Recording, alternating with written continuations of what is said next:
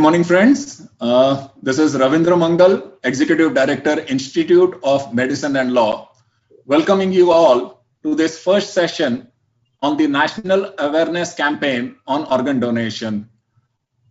This event basically is being held virtually in Ahmedabad, and most of the panelists, therefore, are from Ahmedabad, in and around Ahmedabad. Good morning, friends. We plan to have a series of such events, about 8 to 10 events in different cities. Welcoming you all. We plan to have a series of these events, about 8 to 10 events in different cities. Day after tomorrow, we have a plan to have the same event in Hyderabad. It is my pleasure to welcome you all to this event, and I am especially thankful to Justice Sunil Ambani ji, who was the chairperson of the National Convention on Medicine and Law that we held a few months back on the same subject. And he was the chairperson, and he is here with us today again to basically release the white paper and to take these discussions forward. With these few words, I will now hand over the proceedings of the day to our CEO, Mr. Sundarajan, who will take the discussions forward. Thank you. Thank you, Raviji. This year, on the 5th of July, IML, which is Institute of Medicine and Law, held the 5th Annual National Convention on Medicine and Law. Two sessions were held, one on telemedicine and the other one on organ donation, especially discussing the legal issues of these problems that we are facing in the country. We thought that there should be a follow-up of these sessions and the issue should be discussed in detail. There was a national consultation that was held for telemedicine, but when it came to organ donation, we realized that the problems are not only at the ground level, but they are also very different based on the region. In Gujarat, there could be a different problem, and in Tamil Nadu, there could be a different problem. And hence we thought that let us do a series of at least 10 events across the country and bring various stakeholders with a view to see if we can not only address these issues, but also create greater awareness on the MedLegal issues that are surrounding organ donation. With this, I would first like to invite Justice Sunil Ambani ji to release the white paper of the 5th National Convention on Medicine and Law.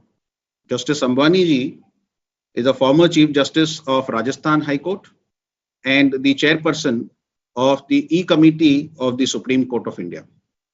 Justice Ambani ji, please go ahead. Thank you.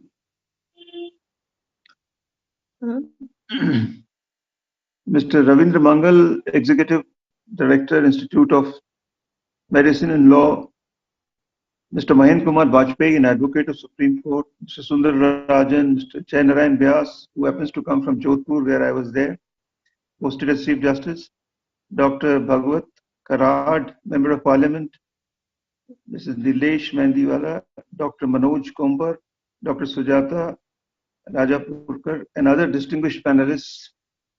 I am absolutely delighted, honored, and privileged to preside over this very important session on the National Medical Legal Awareness Campaign on Organ Donation. On your screen, you will find a white paper. This has come out after the deliberations of the 5th National Convention, in which we heard distinguished panelists, legal experts, and experts from Spain, Sri Lanka, Philippines. There were brainstorming sessions, and they were very intense. The panelists highlighted many gray areas in the legal framework and the implementation of the Transplantation of Human Organs Act 1994 and the rules of 1995, 2008, 2011, 2014. These discussions and recommendations have been compiled by the Institute of Medicine and Law in the white paper, which is very illustrative.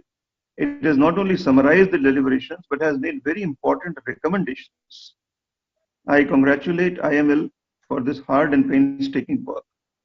And I formally release the white paper, which is on your screen today, as a special effort by Institute of Medicine and Law.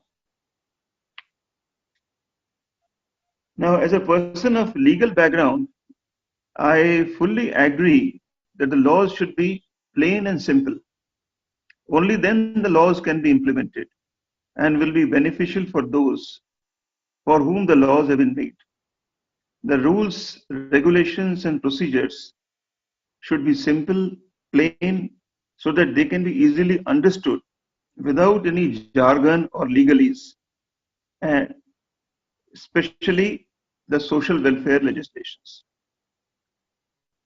The suggestions for more purposeful definition of brainstem death, reduction of number of doctors on the board of certification, need of more proactive coordinators in each medical facility, ease of surrogate decision making, and classifying the hierarchy, which has not been so far classified in decision making, are absolutely necessary and require immediate attention of the lawmakers.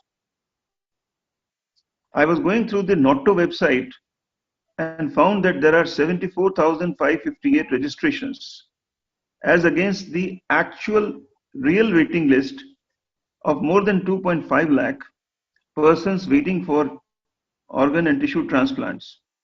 This number was given by our Honorable Prime Minister, Mr. Narendra Modi, in the Man Ki Baat, the YouTube of which is available on the NOTO website. The number of actual transplants is every year is highly discouraging, and especially in this corona period, it has come down substantially. We have the technology, expertise, experience, funds with the government, and most of the persons waiting for organ donations can also afford transplants, which are very cost effective now. But unfortunately, the difficulties are of obtaining consent, certification, and the complicated procedures in organ retrieval from the brain dead persons, and also the cadavers in the medical legal cases. It becomes extremely difficult to obtain the consent, and thereafter to get the delay, is very, very crucial for the persons who are waiting for organ donations. I can understand the plight of the persons who are waiting in queue, and they are not able to get the organs despite their availability because of the legal procedures and the awareness. We must have very, very simple standard operating procedures based on the existing laws for strict compliance. I'll give you an example. When I was looking after the administration of Allahabad High Court, there was a huge problem of the papers in the administrative section, and there was huge issues of weeding out the case files. We had millions of case files which was completely blocking the storage and the record rooms. And then when we interacted with the staff over there, we found that they did not have clear instructions. There was no clarity on them. And the moment we gave them clear instructions in writing and an assurance that no disciplinary action will be taken if these instructions are followed and the bona fide mistakes will be condoned, the weeding took an unprecedented fast pace. Now here I find that the laws are there, but there are no clear instructions.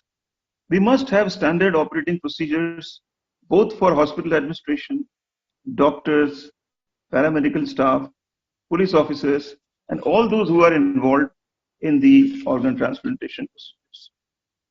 I fully agree that the awareness of law and procedure is the key to success in increasing the number of transplants.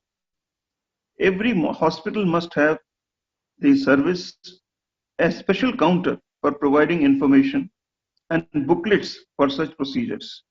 The NGOs can play a very important role. And I'm told that they are already active and they have obtained significant success. We need a much proactive role of the NGOs. Every hospital must have a designated coordinator, designated doctor for providing these certificates, who are properly trained and who do not have any doubt on the procedures. They can guide the donors as well as the recipients. Unfortunately, the media has not played a very proactive role in making the people aware of the laws, the procedures, and the availability of the organs for transplants. The media sometimes highlights the illegal practices in organ donation and gives it more importance than the actual transplants which are taking place. I remember a hospital in Jaipur, Moni Lake Hospital, where in 2-3 years, 600 kidney transplants were carried out, and very successfully. I had interactions with those doctors, and they said there is a lot of confidence of the people in our hospital. I think media can play a very, very important role in highlighting the successful transplants, the laws, the procedures, and all that which goes with the organ transplants. I can imagine the plight where a person who's waiting for transplants is unable to get the organ for want of proper awareness amongst the donors. The cadaver transplants, organ retrieval from cadavers is a very, very important. We have had so many accidents in our country where the person is not yet declared dead. The organs are available, and there is a shelf life also of the organs in which they are available. But because of the lack of awareness with the police, the lack of awareness of the local district administration, lack of awareness of the hospital administration, these retrievals are becoming difficult. I'm told that Tamil Nadu has achieved great success. Our Honorable Prime Minister also lauded the efforts made by the Tamil Nadu.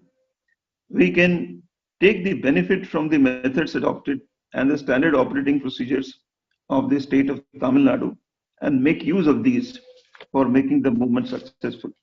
I'm absolutely delighted that this IML has taken over the National MedLegal Awareness Campaign for organ donation. I wish them all the success, and with this, I believe that the activities of IML will bring a lot of results, good results. Thank you very much for giving me an opportunity to preside over this session, and best wishes for the coming new year. Please take care and be safe. Thank you. Thank you very much, Justice Ambani ji. We now begin the session, and I would now like to invite all the panelists on board. With these words from Justice Ambani ji, I would like to invite our principal speaker, Mr. Mahendra Kumar Bajpai, Advocate, Supreme Court, and Honorary Director of the Institute of Medicine and Law, a crusader really in this field, wanting to ease the understanding of laws, especially for the healthcare fraternity. Over 2.5 decades of experience in fighting court cases in the Supreme Court. Mr. Mahendra Kumar Bajpai, over to you. Thank you for those kind words. Respected Chairperson, Justice Ambani ji, panelists, and dear viewers, a very good morning. As the Honorary Director of the Institute of Medicine and Law, it is my bounden duty to apprise this august gathering about the National Convention on Medicine and Law and the White Paper, the foundation of our meeting today. Institute of Medicine and Law is working in medical laws in India for the last 14 years. We organize, analyze, simplify legal information and knowledge to reduce medical errors. During the course of working, we realized that there are good laws, there are bad laws, and there are no laws. Even in healthcare, which is so very critical. Can our society afford this? And this led to the birth of National Convention of Medicine and Law in 2015. An annual event where doctors, lawyers, hospital administrators, academicians, and even the policy makers and regulators come together. They discuss, they deliberate on the gaps in law. And this discussion culminates in the white paper, which today is an acknowledged and revered document in this country. Let us not forget that in a functional democracy, long-term fundamental changes happen only through discussions, deliberations, and public opinion. We meet today to talk about, to create public opinion, to create awareness on organ donation and what course correction is required. We will be taking this white paper to different parts of the country. At least 10 such meetings have been planned. The next at Hyderabad, day after tomorrow. Organ donation is a vital issue in healthcare today. No one will disagree. But as far as law is concerned, the challenge lies in the fact that it is donation. It is a voluntary act. There can be no force, no intimidation, no element of commerce. But in spite of these handicaps that law faces, there are ways and means to promote organ donation. The white paper that has been released today by Honorable Justice Ambwani ji has a few recommendations from the participant of the 5th National Convention on Medicine and Law. And this meeting with distinguished panelists will share their view on what needs to be done further. I will speak on only one recommendation of this white paper. Lack of a single definition of death in India. Death is defined as the permanent disappearance of all evidence of life after birth. This is the definition in the Registration of Births and Deaths Act. But under the Organ Transplant Act, even a brainstem death is acknowledged as death.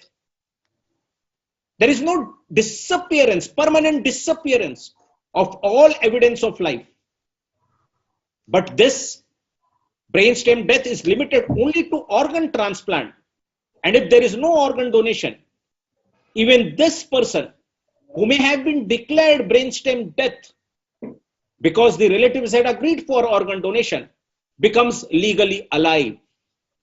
Let there be one definition of death, and let this definition include brainstem death also. Let us decouple brainstem death from organ donation. This will not only help organ donation, but also ensure that an otherwise dead person who is in an irreversible condition according to medical science does not keep occupying a ventilator that could have saved another life. Gujarat and Kerala have brought this change. This was the precise reason why we chose Ahmedabad as the venue for our first meeting. But this change needs to come at the national level. Thank you. Thank you, sir. Thank you, Mr. Bajpai. Very pointed words from you, that there has to be a uniform definition of death and other issues which also need to be discussed that are enumerated in the white paper. I now invite Mr. Jayanarayan Vyas. Sir, if you are there, kindly unmute yourself. Thank you. Sir, welcome. Mr. Jayanarayan Vyas. So good morning, Mr. Sundarajan. I am very much with you. I was listening to Justice Ambwani's address, and also my learned friend, Mr. Vajpayee, who has been instrumental in bringing me to this platform.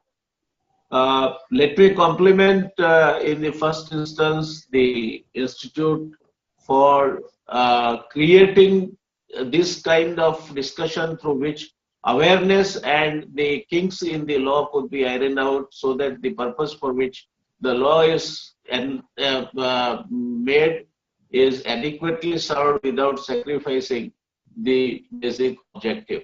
I am also happy to share this platform with two of my very learned colleagues and friends, Dr. Vinit Mishra and Mr. Manlewala, with whom I have been in touch for many years. Gujarat, yes, you very rightly mentioned, we have a distinction of having the largest number of kidney transplants at a single location anywhere in the world. And therefore, I think kidney transplant and now the liver transplant, split liver transplant technology, Gujarat is one of the leading states. We also have created now a separate facility by way of an university from the institute, which was founded by a very well-renowned person whom I like to pay the homage by mentioning his name, Dr. Harigovind Trivedi, Dr. H.L. Trivedi. So I think this is very useful that we define the brain-dead person, and that facilitates harvesting his organs in a time where they are useful for transplantation. So if the person is not going to come back, not going to revive, only ventilator support can just keeps him going. There is a willingness from his relatives and near teeth and kin. I think this is a very welcome change that should be brought nationwide to make sure that the organs are harvested in time and they are made use for donating it to those waiting patients who are waiting for the cadaver transplantation. Because though it is permitted that the family members can donate a kidney or a liver, most of the time the dependency is on the cadaver, where a person dies out of accident or that kind of an event where his organs are functioning normal and they are capable of giving life to a person. So one dead person or brain dead person, as we are talking about, could help 6 people by donating his organs right from heart, lungs, kidney, liver, etc., and give them a new lease of life. And I think that is why the main issue in cadaver transplantation is collecting the organs, distance from where they are harvested and brought to the hospital where they are transplanted in the patient who is waiting for it. So I think I've gone through your theme paper, very well brought out, and I think I must compliment Mr. Vajpayee for taking up this movement where the law doesn't stand in the way of benevolent utilization of the organs. Having said this, let me also quote Professor Michio Kaku, who I consider as the current century's most pronounced technology thinker. More and more technology is going to take over in this field as it is taking place elsewhere. And the technology indicates that we are heading towards years in not very distant future where you will be able to order your organs which are artificially manufactured from any vendor who is recognized for these kind of high-tech vending. So I think that is another option that is coming, which also should be kept in mind. Stem cell therapy and its use also is something which is another promising area. So amongst all these technological developments that are taking place, we'll need a lot of churning and we'll need a lot of thinking which has to undergo to create necessary sort of changes in the prevailing laws which are legislated to prevent trafficking in the human organs and illegally somebody is sort of into selling his organs. I think this is a very good discussion that you hosted. I wish it all success, and I'm very happy to be here as part of that panel and sort of share my experiences. Thank you so much, and wish your convention and discussions great success. Thank you, Mr. Vajpayee, for inviting me, Dr. Jani, who sort of recommended my name, and Mr. Ravinder, who was in touch all throughout. So thank you so much, gentlemen. Wish your conference or this awareness discussion a great success. Have a nice day. Thank you. Thank you very much. That was Shri Jayanarayan Vyas, former Cabinet Minister of the Government of Gujarat in charge of Health and Family Welfare. Very nicely summarized, sir. We need better organization for moving these organs, harvesting and transferring these organs. Technology will definitely be of great use in future time. But you also mentioned need to stop illegal trafficking. With that, I would like to move on, but I have been getting some queries from the media. If I may ask them to kindly hold their questions, let the panelists complete first, and then we will open up the media for questions to respective panelists.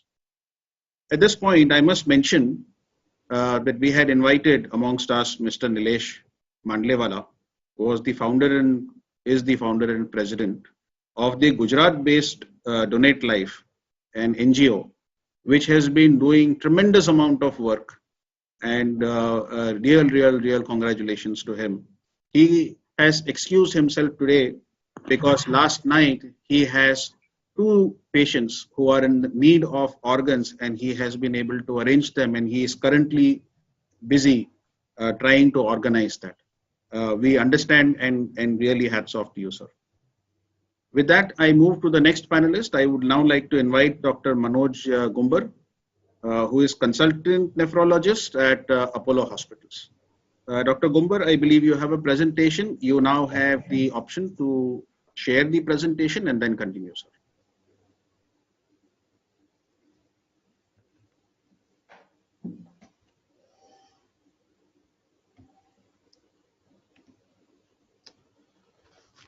Good morning, Justice Ambani ji, Mahendra Kumar Vajpayee ji, Mr. Sundar Rajan ji, and all panelists.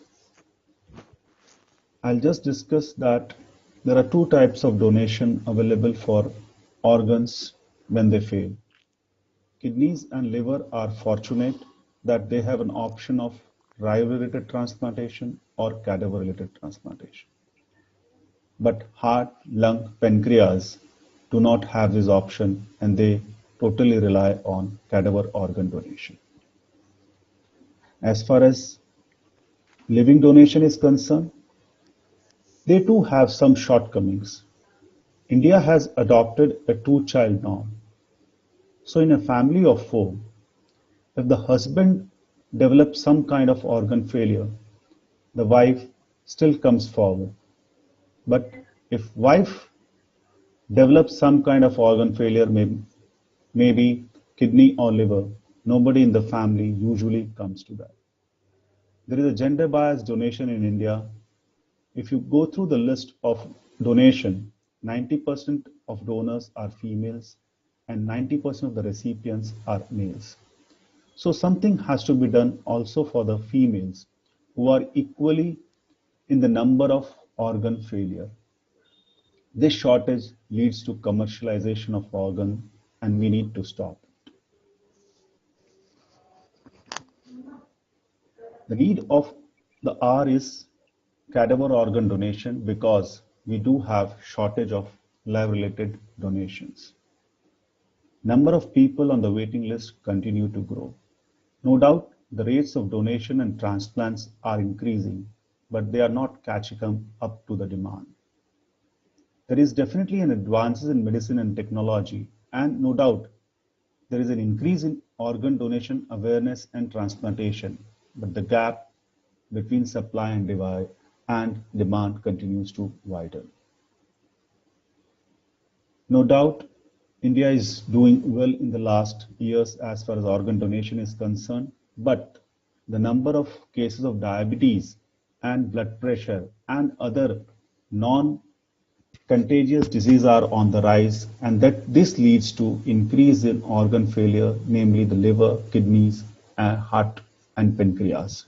So the requirement continues to increase.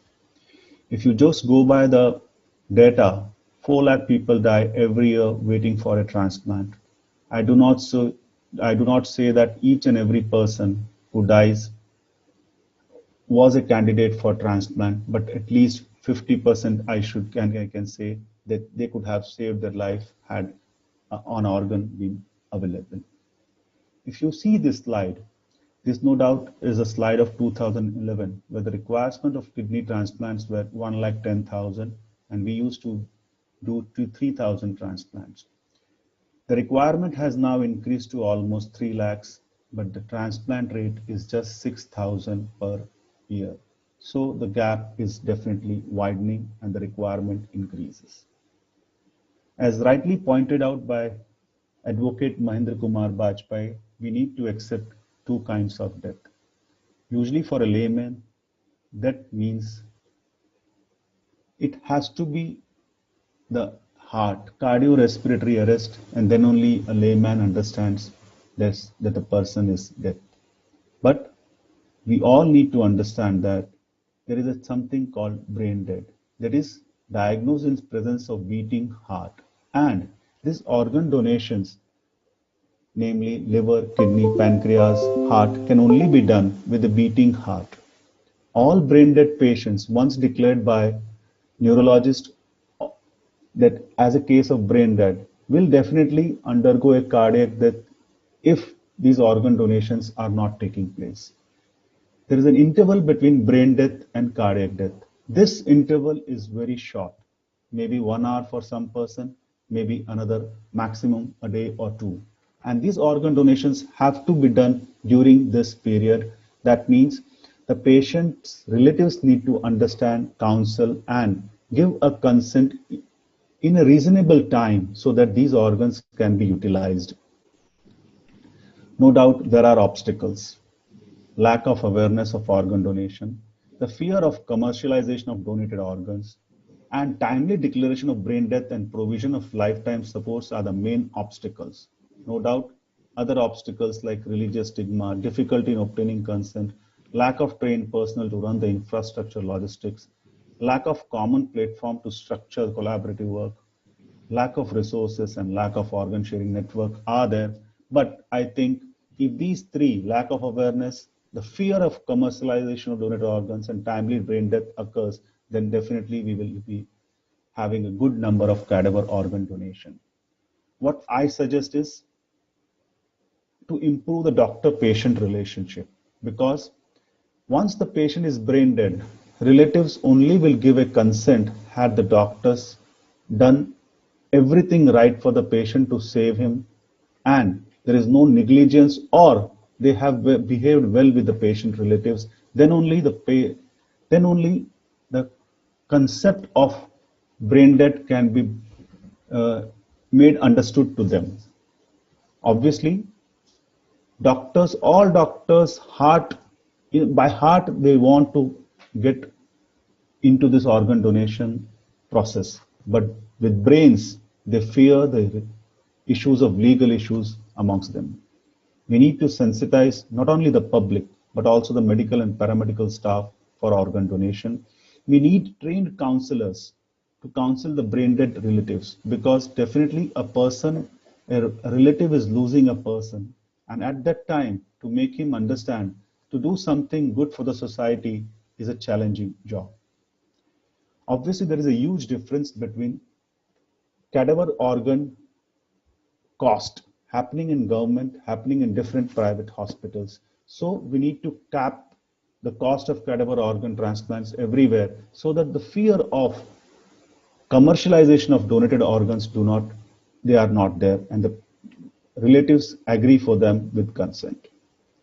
We need to have a centralized waiting list. We need to compulsory have declaration and notification of brain death procedures. We need to implement the guidelines formed for organ donation, and I think there should be a compulsory made one thing, at least every citizen has to us to provide at least 1 month service to the society, and in that this organ donation awareness can be made. If not everybody, at least the medical, paramedical, the BAMS person, the physiotherapists who are related to this medical field should be made compulsory to work for 1 month for organ donation. Till date, there are a good number of donor cards available by different societies, but still there is no legal background behind these donor cards. Supposedly, if I sign a donor card, actually does not mean anything right now. Maybe it is just for awareness, but maybe we can legalize the donor card in this fashion. India loses around 147 people in road traffic accidents. We are here. Obviously, we need to prevent this. So obviously, at the time of organ donation programs or awareness, we need to make people aware of safe driving. Thank you. Thanks a lot. Thank you very much, Dr. Manoj. Very, very nice points. Your presentation was not visible during your speech. Oh, I'm but sorry. It's fine. If you can forward the presentation to us, I will ensure that all the panelists receive it. Actually, I had forwarded already to the legal, this technical team. I do not know why they have not. No issues. But very, very nice points made. We did not know that there was a great gender bias in organ donation. Of course, the waiting list is increasing day by day. And you have also stressed the need for having counselors, especially for the relatives after the person has passed away, to sensitize them as well. And legalization of donor card, I think, is another important point that you have brought forward. Thank you very much, Dr. Manoj. I now invite Dr. Vineet Mishra. I don't see him here on the panel. I will then now invite Dr. Sujata Rajapurkar, who is a transplant coordinator and a medical social worker with over 40 years of experience, and an international social worker awardee from the National Kidney Foundation Council of Nephrology Social Work from the US. Dr. Sujata, welcome. And you may have to unmute yourself so that you're heard. Good afternoon, everybody. First of all, I thank Mr. Surendra Mangal and all the members of Institute of Medicine and Law for inviting me for such a interesting and very important panel discussion. And Mr. Sundar Rajan, you are very kind in introducing me to this panel. I would like to highlight a few points which I have come across.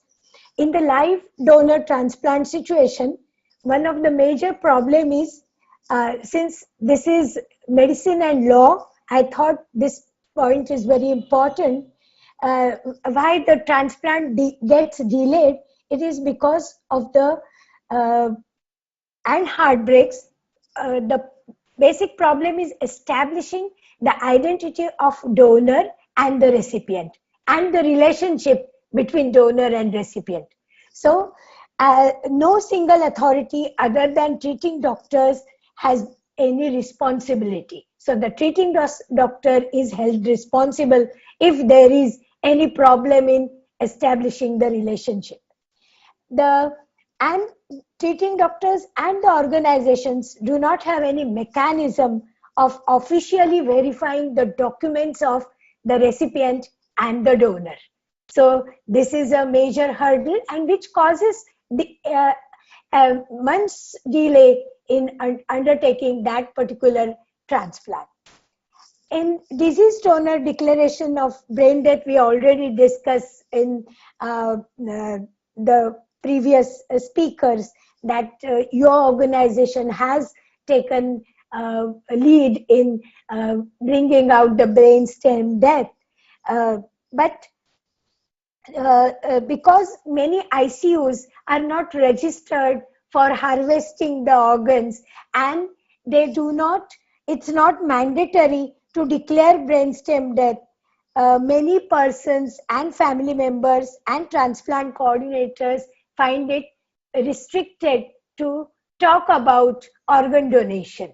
And many ICUs do not have grief counselors who talk to the relatives what has happened, how your person, how to, we do as a social workers glorify the image of a person who has become brain dead and how that person would have liked to live in someone else's life, who can give a gift of life to many. So all these important points, or as Dr. Gumbar said, the counselors are not available in such ICUs. Thirdly, I believe that it is mandatory many more organs could be retrieved for saving lives of end-stage organ failure patients waiting for transplantation if the ICUs and retrieval centers are equipped to take this cause further. Presently, there is no system which gives disease donor organs to the most eligible recipients. A system that can be peer reviewed and the organs are justly distributed to the wait list patients who want to undergo transplantation. Finally, too many government organizations which has increased the burden of coordinators to submit various do the paperwork, and each of these organizations have very little communication or poor communication with the workers on the ground, like transplant coordinators and hospital retrieval centers and the transplant centers. Sometimes, lastly, there are unbiased and sensational reporting of the transplant related news in the print, and as Justice Ambani ji mentioned that Monilek Hospital, there were good support from the media. I wish every transplant center gets the support, positive support from the media for the awareness and the good work the coordinators, I'll speak for the coordinators, that they are doing to encourage the disease donor families to donate organs and come forward, and they should not fear about the process. And I wish that this wonderful work which you are doing and which you have taken takes success, and you involve so many other people, which is commendable. And I thank once again to involve me in this panel discussion. Thank you so much. Thank you very much, Dr. Sujata. If I can just summarize a few of your points, you're saying establishing the relationship between a donor and a recipient is today not existent. There is no central authority that actually decides this. And many ICUs do not have grief counselors, and sometimes they are not even equipped to have the right facility to declare brain death. And you're saying that there is no system currently to identify to whom must the organ go to. It is randomly distributed. I think that's a very valid point, which also raises to the underlying cause that there is poor information sharing, and negative press certainly does not help. Thank you very much for those wonderful comments. And now I will invite Ms.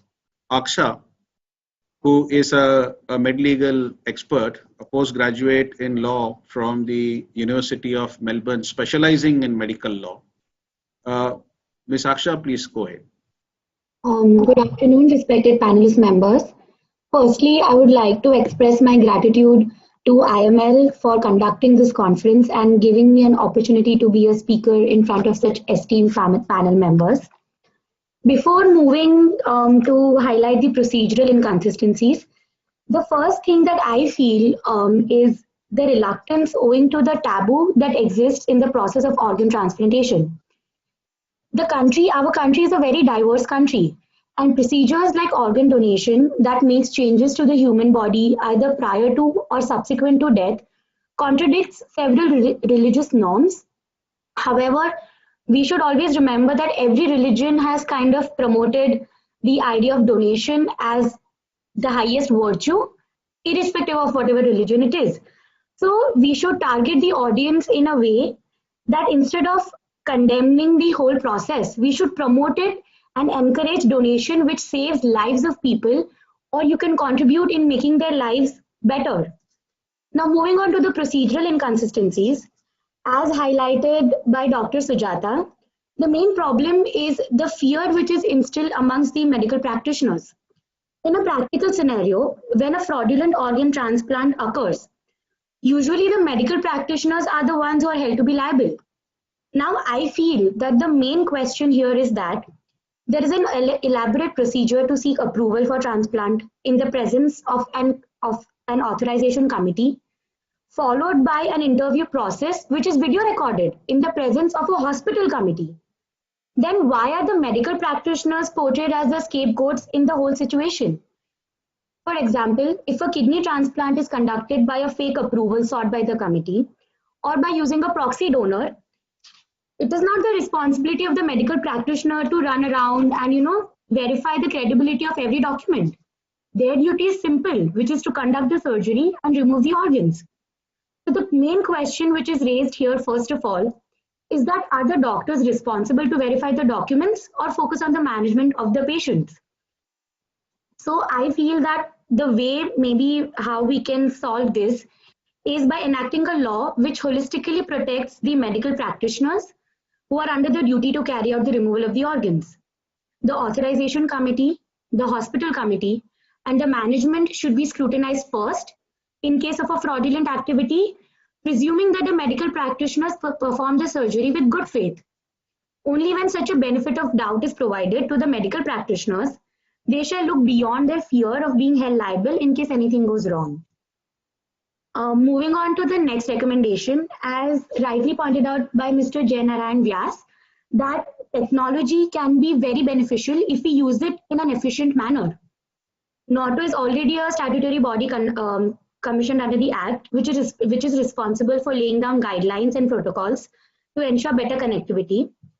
In the current world, which is driven by technology, ensuring that there is an effective database of the available donors and the incoming recipients should be maintained and updated on a timely basis. Such data should be circulated amongst all the registered hospitals and organ donation centers with the aim to ensure transparency, connectivity, and immediate supply of organs whenever prompted. And a designated transportation service should also be facilitated, whose sole duty is to ensure timely delivery of organs, irrespective of the donor, irrespective of the location of the donor and the recipient. So I feel that if we contribute, especially on establishing a uniform database, we can have more employment opportunities.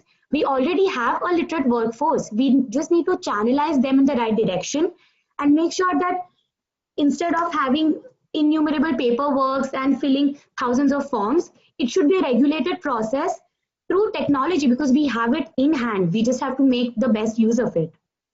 Moving on, yes, I agree with the fact that the state of Tamil Nadu has taken some incredible measures especially in conducting awareness for cadaver donation. However, one problem that I feel is the deaths caused due to motor vehicle accidents. And there is an inconvenience which needs consideration, I feel, which is a very legal problem.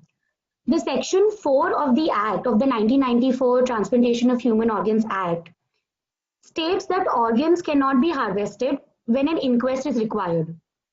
Furthermore, it is also stated that when a body is sent for post-mortem examination, the authority who is lawfully holding the body should decide whether the organs can be harvested for therapeutic purposes or not if it is not required for the determination of death. This is very clear. However, there is a lack of defining who is the competent authority. At times, the body reaches the forensic expert. At times, it is with the police official. So, who is the authority who is supposed to make decision? The Act is ambiguous in stating the role of the investigating police official and the autopsy surgeon in permitting the organs from the medical local victims to be harvested. It does not clarify who is the competent authority and whether it is the police official or the expert. And so this results in confusion and a denial in giving the authority to the hospital to carry on with the procedure. Neither the forensic experts give the authority, neither the police official, because they are in fear of being held accountable if anything goes wrong. So I feel that one way how this ambiguity can be addressed is that the inquest in such situations can be conducted by an executive or a judicial magistrate with the help of a forensic medical expert. The expert can also be a part of the transplant team to avoid any further complications. These are the procedural inconsistencies that I felt. In the end, I would like to say that if law is the problem, then law is always the solution. Getting rid of minimal procedural inconsistencies backed by a solid cadaver and awareness program and instilling the general idea of organ donation in the minds of people is the need of the hour.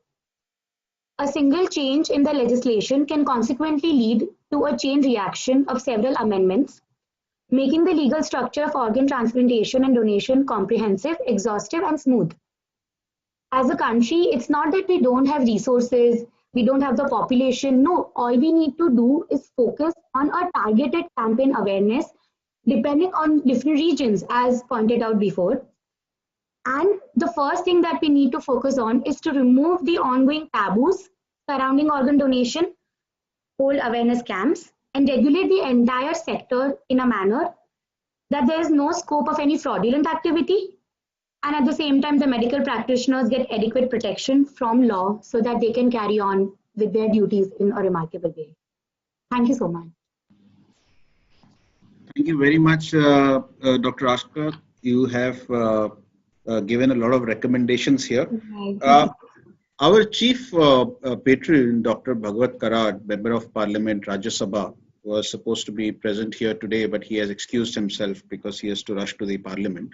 But he has been kind enough and he has sent a video for all of us to listen. So if I may request the admin to kindly play the video of Dr. Bhagwat Karad.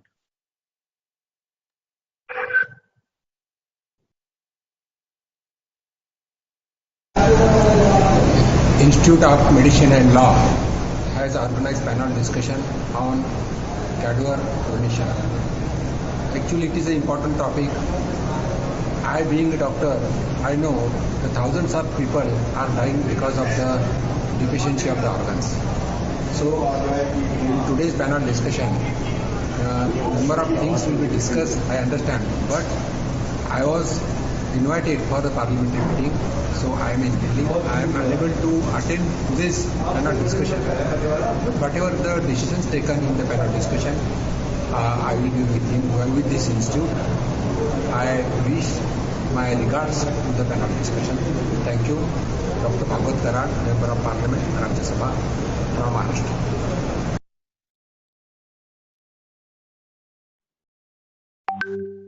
That was a video from Dr. Bhagwat Karad. I will now request the admin panel to unmute all the other participants and our respected people from the media. And if you can, one by one, if you have any questions, you may now be able to ask to any specific panelist.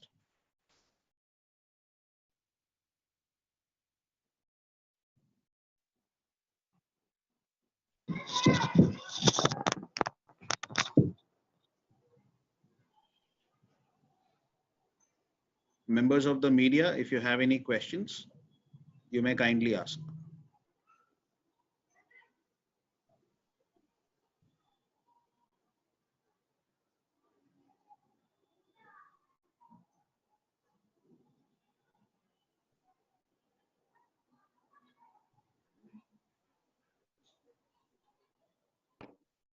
They are not unmuted.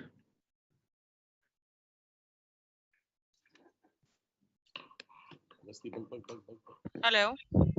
Yes, Anuradha. Hi, Mr. Sundarajan. I would request you to give a chance to Mr. Vishal Sharma as well. He's representing the patient voice over here. I did not see him on the panel, but Mr. Vishal Sharma, if you're there, kindly unmute yourself, and if you can switch on your video also.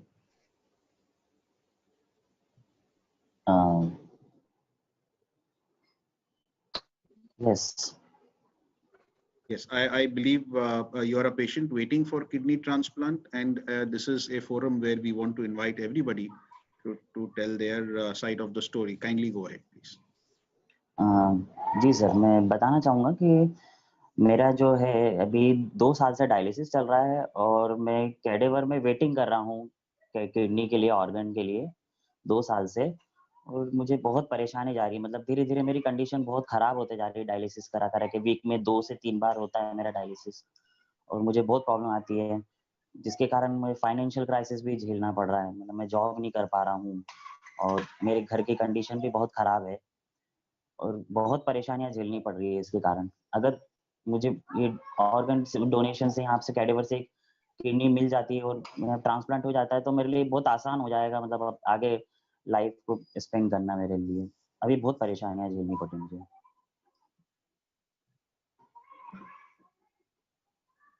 जी धन्यवाद आपका दुख हमारे साथ बांटने के लिए। I am sure, I hope that people who are listening to this will try Dr. Sujata and other workers and coordinators. If something can be done for Mr. Vishal Sharma, we will be very glad. Yes, Mr. Vishal, आपने cadaver के लिए register किया है? जी हाँ, ये अहमदाबाद में IKDRC hospital है, वहां पर किया है ना, तो वहां तो हो ही रहे हैं। तो हर 3 महीने में आपको आपके वायरल मार्कर्स वगैरह करने पर होते हैं, मालूम है ना आपको?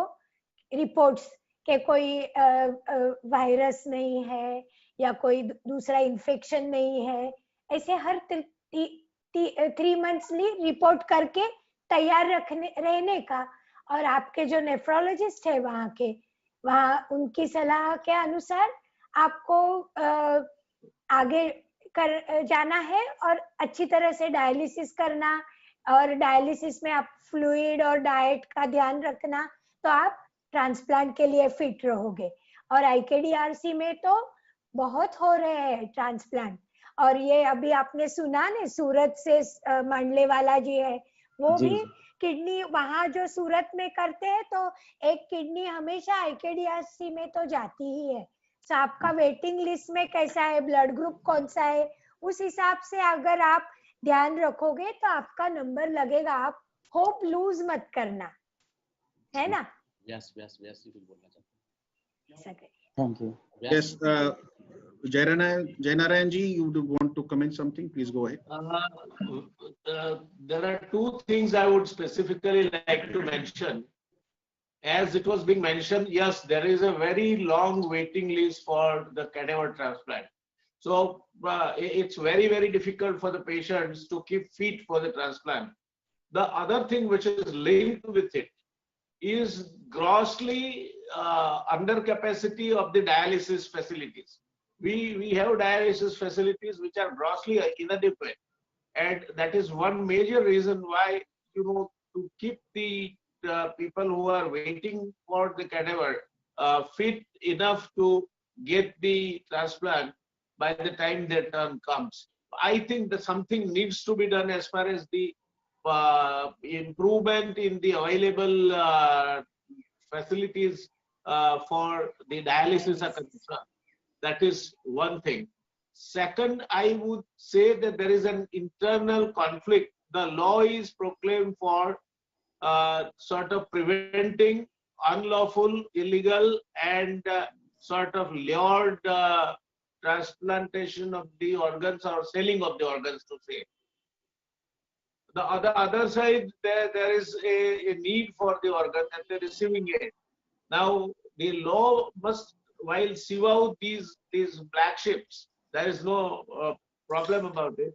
But law should be very friendly and easy for those who are genuine transplant receivers, especially from the family members or somebody who are related with them. Gujarat has done a very good thing.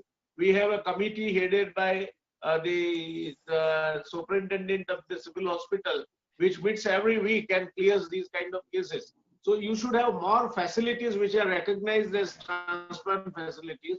Our IKDR is one such facility which has done wonderful job, but that is grossly inadequate. If you visit the IKDR campus on any day, I mean, we took the decision to convert it into a university and the sort of institute of excellence, but that despite patients from different states wait there on footpaths for 2 months, 3 months with somebody who is accompanying them. It's a very, very pitiful condition. So there has to be some waiting facility also as part of this transplant facility, where the patients are kept in waiting and they come there, they are visited by the competent nephrologist and necessary advice is rendered to them. This is one thing where the patients from rural areas who come for, and most of these institutes are in urban areas. So who come to these kind of cities find it very to meet with where they should stay and how they should be getting the treatment. So I think the whole issue needs to be looked into a sort of holistic perspective. And law is one such thing. I have done a wonderful job by organizing the discussion on that. But apart from law, there are issues which are other than law issues and which sort of considerably harass the patient who is waiting for the transplant. That is what I thought my experience indicated. And that was the experience driven by which I decided to take the Kidney Institute as a separate university, and which has now been functioning in a very huge campus in Ahmedabad. So I think that these issues need to be looked into a holistic perspective. I'd like to add to this what Jainara and Vyasarji said, that patients, obviously the government of Gujarat is kind enough to have more than 40 dialysis centers, and which are run absolutely free of charge to these dialysis patients. But at the same time, I think at times these patients, they are more inclined to dialysis actually, because everything is free from for them. So I think more people or benefits should be passed on to the persons who are undergoing transplants also. No doubt, obviously, all BPL patients are being treated free of charge by the IKDRC people for transplants, but people who cannot afford totally for transplant should also be given, benefits should be passed on to them also. But I think then the number of transplants can increase. As such, if you analyze the cost of transplant, okay, that is equivalent to 1 year of dialysis if you are that. So that is the cost-effective way of treating actually. Dialysis is not the cure, but transplant is definitely the cure for kidney renal problems, or for that matter, any organ failure. Thanks. Thank you, Dr. Manoj, for those comments. People from the media can now unmute themselves and ask questions.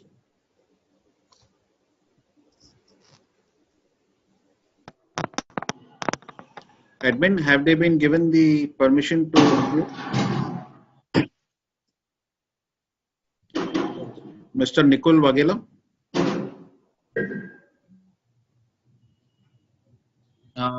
Hi everyone. I'm Nikul from Sandesh. Thank you for the interesting panel. I wanted to ask if you had to summarize in 3 simple steps, what should be the overall change that's required in today's situation to promote organ donation? Do you have a request for any specific panelists to respond to it? Otherwise, I would ask Mr. Mahendra Kumar Bajpai. Yeah, that would be fine.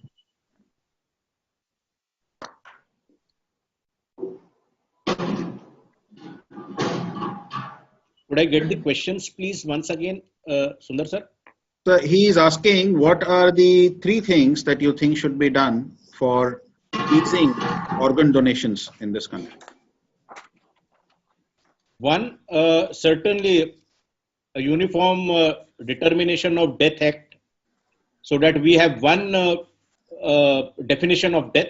It will help organ donation in a big way. Second is environmental changes, awareness required at and great efforts have to be put into it. And thirdly, yes, we are facing resource crunch, but then we are a developing country. These handicaps will remain. Dr. Jainarayan Vyas is there. Justice Ambani ji is there. Every day in court, such matters do come. As health minister, he must have faced such problems. Resource crunch is there. So infrastructure and resources obviously matter. Yes, sir. Thank you, Bajpai ji. Any other questions, please? And if any panelists want to take on this question and answer, they can also do so. I would just like to add. Yes, Dr. Regarding awareness, everybody must analyze why certain families denied to donate. When they were asked, when brainstem death was declared and the intensivist or neurosurgeon told them that your patient is brainstem dead, so now would you like to donate organs? So in such a situation, certain family members, they say, no, we don't want to donate. So what are the causes? Which place he comes from? Why is he not, he hasn't accepted the diagnosis of brainstem? What is the cause behind his denial? So if we can go to those causes, to those, or is it because of the society, the community he comes from? So we have to address those denials and then slowly bring about the change. So why did he say no? And there are certain families, they proactively come and then say, yes, we have heard about organ donation and we would like to donate organs, because now we accept that the person is no more. So we would like him to be giving a gift of life. But why did certain families, certain individuals say no? And if we, like when Mr. Bajpai ji said that environmental, that is awareness. So how we should tackle this awareness more and more and reaching to the public. I remembered in 3 instances, I was called in nearby hospital to talk about organ donation. They had not accepted the diagnosis of brainstem death. They wanted to take the files, the reports to some other consultants and things like that. So here, we have to see that, the facilities are there, the better facilities are there, and they are comfortable about how the patient is being treated, and then the acceptance comes. So I think there are these 2 main issues, acceptance and awareness. I'd like to add, I think compulsory notification of brain death to the hospital authorities and to the Gujarat government should be done. One thing. Second thing, to improve the doctor-patient relationship, because there are some relations which was 20 years back is not the same. The trust of patient on doctors is not the same. We have to do something that the trust gradually the same trust between the doctor and patient comes back. Unless and until this happens, maybe the organ donation thing, awareness among public is good, but at the same time, awareness amongst doctors is also very, very important. Awareness amongst paramedical staff is also very, very important to increase the number of donations. And declaration and notification of brain dead is very, very important, because if you see, we lose around 1,47,000 people in road traffic accidents. Almost like 50-60% must be going through this process of brain dead and then to clinical death. But how many percentage of people of these road traffic accidents must have been declared as brain dead? Yes. Sure. Sir, if I may add a few words here. So Yes, I completely agree with Advocate Mr. Mahendra Kumar Bajpayee and Dr. Gumbar. First thing is brainstem death has to be included in the definition of death. If I have a relative in a hospital and if the hospital authorities or the counselor or somebody from their side comes to me and says, hey, if you are going to donate the organs, then we can declare him brainstem death and we can proceed with the proceedings. We can release him from the ventilator. And immediately I get suspicious. Why should that be so? If he is dead, then he should be declared dead. Only if I have to donate organs, and then if they have to declare him dead, means there is some hanky-panky going on. So that is the first and foremost reason why people may be reluctant to donate organs. As it is, the media has created such a scare that everybody is a kidney chore. Everywhere there is so much of pilferage and so much of commercialization that is happening. More important than that, taking a cue from Dr. Sujata, I would say that approaching the relatives at the time when the patient is in a critical condition is not the most appropriate time. That is a time when everybody is in a state of heightened anxiety.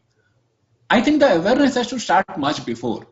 Just a few days back, I was speaking with a very renowned doctor from Telangana, and she informed me that the state of Telangana has introduced a chapter on organ donation in their 10th standard curriculum.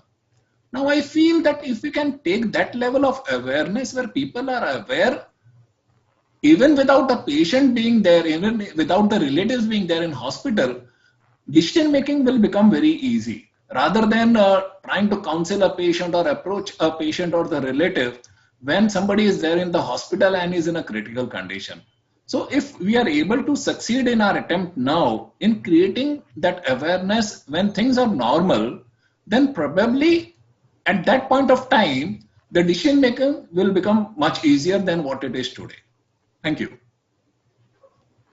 If I may add thank you, to Raviji. 1 second. I think Jainarayan ji has raised his hand first. If you can go ahead, please. Yes. I had three issues. I would fully agree with Mr. Vajpayee. There is an emotional angle involved. The nears and dears of the person who is brain dead, they are in a mental or emotional trauma. At that point of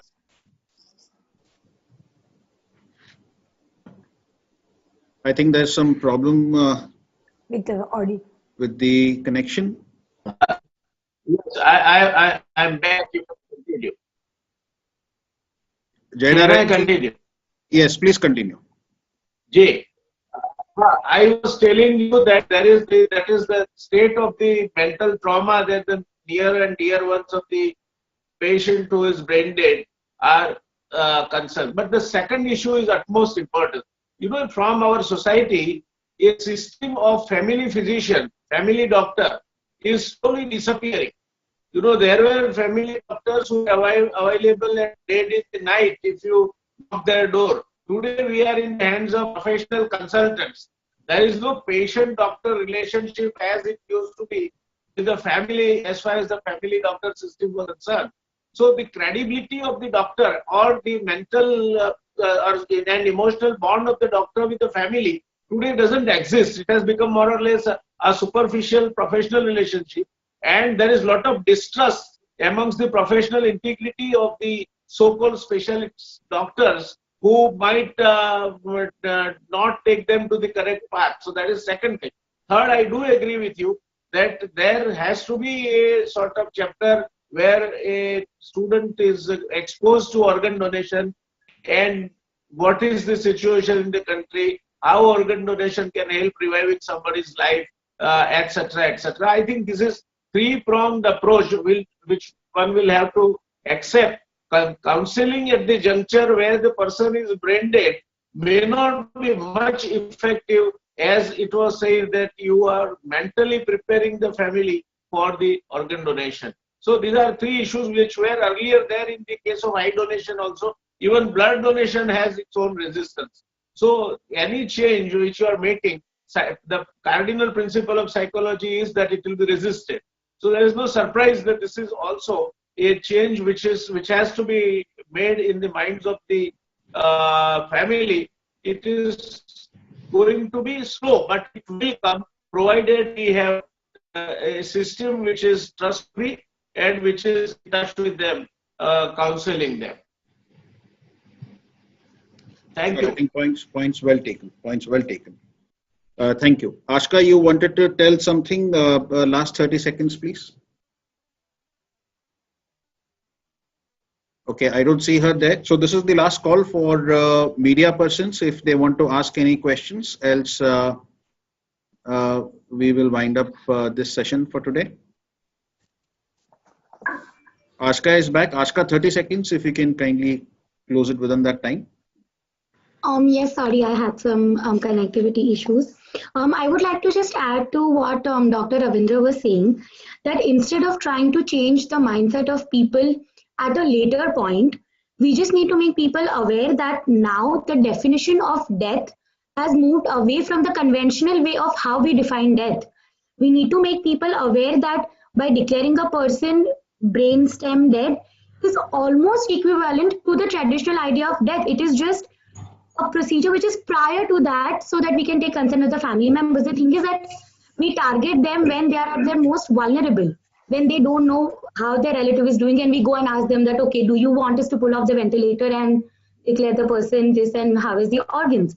That is not how it works. You cannot just immediately target someone. You should make their minds ready, and you should make people aware by not only having it included in their school curriculum, but even the doctors, when they are getting professional training to become medical experts, they should be made aware of the fact that this is a process which they might have to face, and it should be instilled from the beginning rather than at a later point, is how I wanted to say. Sure. Thank you very much. I think we have run out of time for today. You have been a wonderful panel, and I hope that the result of all these discussions will help in people like Vishal Sharma to get organs quickly so that their lives can become much better. I will now hand over the baton to Mr. Agasti Matre, who is the Chief Operating Officer of the Institute of Medicine and Law, has been in the background toiling from the morning to get all this organized together.